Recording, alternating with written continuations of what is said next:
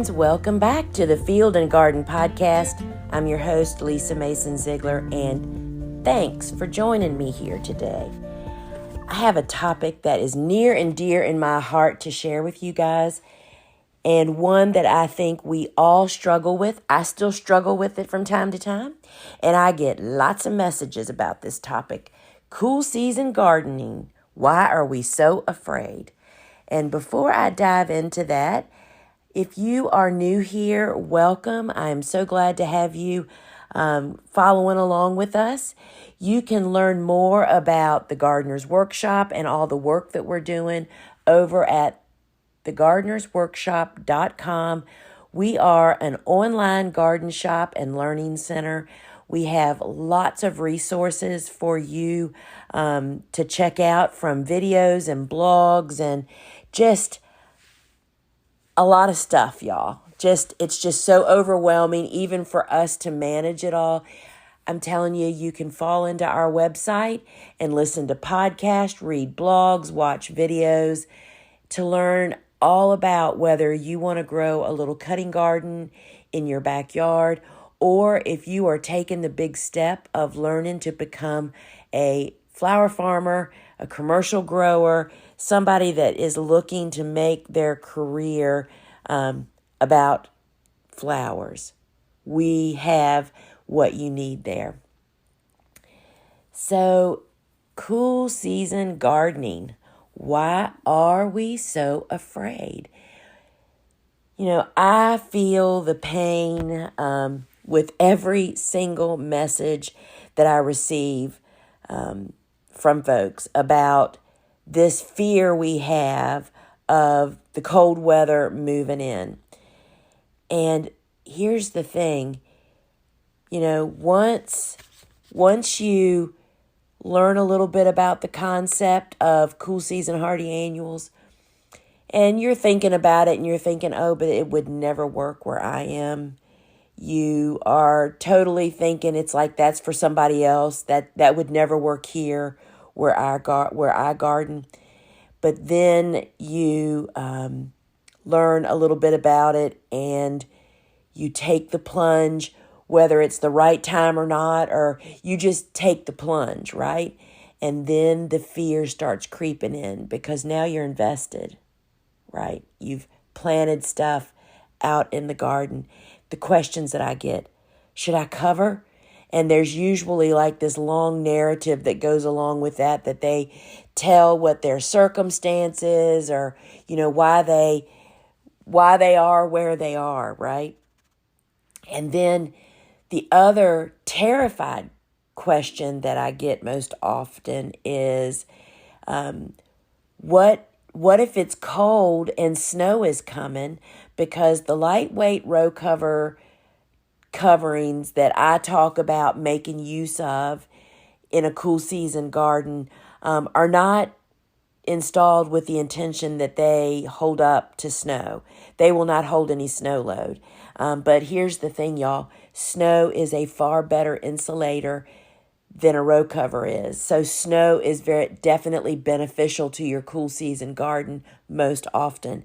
So we tell people, I mean, I speak it all the time as I am right now, whenever snow or an ice storm is forecasted potentially to come your way, you always put your covers down, meaning you take them off the hoops and just leave them laying in the garden until this situation passes, right? So I get the question, oh my gosh, it's cold outside and snow is coming. What do I do? Beyond a shadow of a doubt, y'all, you always take your covers down. Snow and ice will encase your plants and protect them. But if you put fabric, this ag fabric that is made to be out in the garden, between the snow or ice and your plants, the fabric will actually suffocate your plants and rot them. So just be strong and take it down. And then there's those calls that we receive from people that have placed orders for row covers or hoops or weight bags or whatever, all of it or a piece of it, that they need us to like rush their order. Because what has happened to these folks is their surprising attachment to this little garden or big garden that they've planted going down this cool season journey. And now all of a sudden, cold is on the way and they feel so incredibly vulnerable, right? All of a sudden now, the front seat item is, oh my gosh, how am I going to protect my garden? And, I just can't even tell you how I feel these people's pain, because not only did I live it firsthand, but I still revisit it every season. In fact, this morning, it's a little chillier than it has been. I'm recording this the week of Christmas in 2021, and we had an extended fall-like condition, longer than we should have, which leads to a bigger, more mature garden, which makes it more vulnerable. And I wake up this morning, and the first thing I do is let Tucker out to go powder his nose. And whenever I open the door, it's like, oh, gosh, it's cold out there. I hope my plants are all right. 24 years in, y'all, and I'm still struggling with this. So I totally feel why we are so afraid. It is that whole attachment we have to our plants when all of a sudden we're the ones that started them from seed. We planted them. We feel responsible. How can we help them, right? So moving into what is this whole concept about anyway, some people don't even know what I'm talking about. They never have, they haven't come across this opportunity yet. So I remember way back before I was a flower farmer and I was just beginning to dabble in gardening. And I remember my repeated failures of attempting to plant cool season vegetables. I always planted them far too late in spring and just failed over and over. And what am I talking about? So there are cool season, hardy annual vegetables and flowers. Okay, that's one thing I'll be clear about. And so back then, because I had married into this and was dating Steve, they were a big vegetable growing family. However, the majority of what I was exposed to with them was warm season annual vegetable gardening. Tomatoes, corn, squash, beans. Those are all warm season annuals. That's kind of what the obvious stuff was. But of course, I was chomping at the bit, to get stuff going. And, I thought about lettuce. Steve loved radishes. And then things like peas and, I would always attempt to plant these, cool season stuff, the lettuces, peas and things at the very beginning of spring, not even knowing that I was already weeks late. It just doesn't seem right? That we would plant seeds or little baby plants outside while it was still cool. And I did it over and over again. I just never imagined that for years I tried to plant this veggie garden. And so what would happen is I would plant it and it would do okay at first because it's early, not early spring. I don't want to use that word because we know now as a cool season farmer gardener that early spring is very different than what most people think of. What I'm talking about is I was planting these cool season veggies right after my last spring frost. For me, that was mid-April. And that is way too late for cool season stuff to be going in the ground. So I would do this over and over again, planting at the wrong time. And I was really trying to grow lettuce and radishes, trying to get that spring veggie salad out of the garden. We just loved growing. We loved eating veggies. And I would get them in the ground. They would do okay at first because it was still cool outside. But as they would start to get more mature, not even close to being harvestable size yet, right?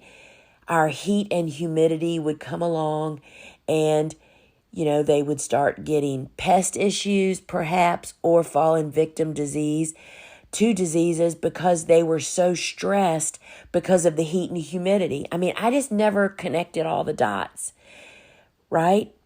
And then I met the beginning of my walk with Cool Season Hearty Annuals. And that was my introduction to Cool Season Annuals in Lynn Bezinski's book, The Flower Farmer. Great book. Anybody that's even thinking that they need to cut flowers, potentially to sell someday, this is the book that started it for me and thousands of other commercial growers and people that just want to know more. So I discovered, I went from being this veggie gardener, flower gardener, in the beginning of my marriage to Steve 25 years ago. And so this book I happened upon, and as I read it, I was reading it actually in midsummer, heading right into fall, and I was so pumped to start growing flowers, but I really didn't know what my choices were that late in the season. And I remembered reading in her book about some Cool Season Hardy Annuals, which I didn't even know what that was until then, could be fall planted in some areas. And she talked about snapdragons, I think, and Sweet William. Those are two Cool Season Hardy Annual flowers. And that is where I just hit the ground running with these guys and started my experiment. And what I soon figured out, y'all, is that there are two types for reasons of my discussion here, and any discussion that I have about annuals is that I classify annuals in two different camps. One is Cool Season Hardy Annuals. Those are annual plants, which means they typically only produce and grow for a year, just like warm season tender annuals, but we plant them at two very different times, right? So what are some of these cool season stuff? Let's give you some examples of flowers and veggies that fall into this group. For flowers, there's snapdragons, Sweet William, sweet peas, bells of Ireland. Y'all, they are some of the most coveted spring blooming flowers and beyond. Year after year, people plant them way too late in spring and then wonder why they just never have success. It's all about timing of when we plant them. Who are some of these vegetables? This is where lettuce and radish and cabbages and broccoli and cauliflower and greens and Swiss chard and so many other peas, these cool season hardy annuals, all of these that I just mentioned are a member of this family. And perhaps, I'm not going to say everybody because there's always one little exception to the rule, but I'm here to tell you, friends, that the majority of us, almost all of us, can plant almost all of these, every annual you've ever read about. It's the timing of when we plant them that is key, where most of us screw up, just like I did in the beginning. I was planting far too late. And why do we struggle? Because guess what? Baby, it's cold out there.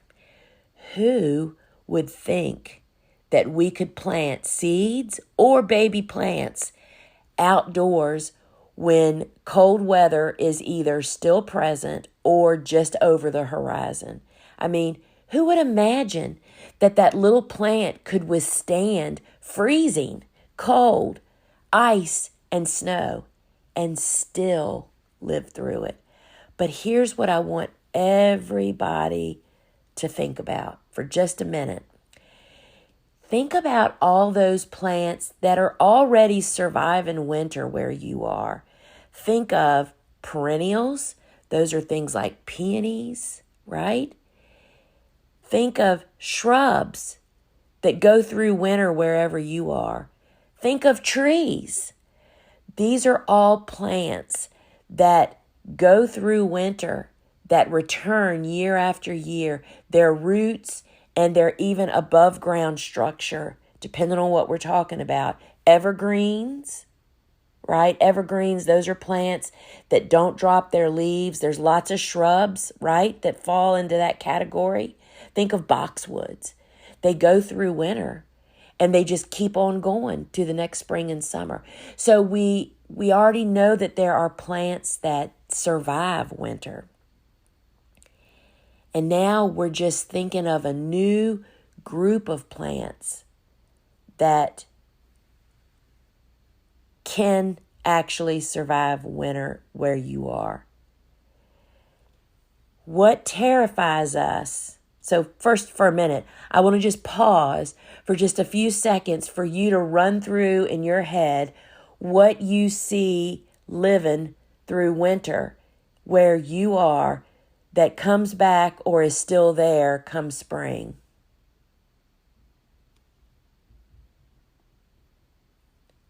All right. So, what is so terrifying to us is the word annual. And the reason is because when we hear the word annual, we immediately think of warm season tender annuals. Those are the most common, the most popular. Tomatoes, zinnias, sunflowers, squash, all basil, all of those plants that we plant once it warms up. They grow like crazy all summer and then frost kills them, right? Because we have been kind of conditioned that is what an annual is. But I'm here to introduce you to their cousins, the cool season hardy annuals. These are annuals that, in fact, can survive cold. And once you become a believer and use some good judgment, which we're just going to talk about very briefly here, these are plants that can become a member of your garden or your farm rotation. Recognizing that this group of cool season hardy annuals, they don't just survive cool season. They thrive in the cool season weather. Cold, freeze, snow, ice. But here's the rub. This is where a lot of people fall off the wagon, y'all. They will survive as long as you use good judgment and make good choices. When you grow those cool season hardy annuals and plant them at the right time for your winter hardiness zone, what this means is that, for instance, I'll talk a little bit about flowers. There is information out there about vegetables that you can research if you're a vegetable gardener or farmer, Different cool season hardy annuals are hardy in cool weather to different winter hardiness zones. So that doesn't mean that as a blanket you can say, oh, I live in this winter hardiness zone, I can grow everything. Well, you can pretty much grow everything. You just perhaps plant them at different times, meaning do you plant them in fall, that they winter over and benefit from becoming well established throughout winter to really take off in spring? Or if they aren't winter hardy in your zone, you plant them in very, very early spring. So there's different windows of opportunity for planting cool season hardy annuals. And I will say to you, that is the, once people jump on the wagon of cool season hardy annuals, then what starts happening to them is they start planting them all, and they think they just plant them all at the same time, but that's not in fact true. And so this discussion is not about the details of when and how. This is about there are cool season hardy annuals that do survive cool weather, cold weather, winter weather for some areas. But for those areas that are too cold for fall planting, for winter survival, the rest of us can plant those particular plants in what we call very early spring. And there are steps you follow to really embrace this. And good judgment and choices are where that starts. So I'm going to wrap this up. Excuse me, besides the fact that I'm losing my voice, I'm going to wrap this up with some general rules that I'm not applying them to any particular plant because we surely do not have time to do that. But here in a nutshell is the cool season hardy annual outlook, we'll call it. Different cool season hardy annuals, flowers and vegetables, are different plants are winter hardy to different winter hardiness zones. So that's the first piece of information you need to learn. The second piece is, what is your winter hardiness zone? You need to find that out from documented information, not a guess. There are two optimal, well, there's actually three, but two most popular optimal planting windows. Fall planting of cool season hardy annuals is for those cool season hardy annuals that are winter hardy in your winter hardiness zone. That means that you're planting stuff that you know will survive your winter. Then there's all kinds of little options that you can do to give a little extra TLC to your plants to make them even better and more successful. The second window, and so I'll get back to that in just a second. The second window of opportunity is what I call very early spring planting. Pretty much everybody can plant during that time because the long haul of winter is behind us. It is still cold outside, y'all. But these plants will take it, and especially when you follow the steps that are recommended when you're growing cool season hardy annual. Then there is also winter planting, which is not for everybody.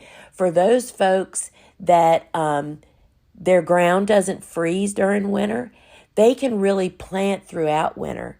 But here's the thing. First off, when is fall planting?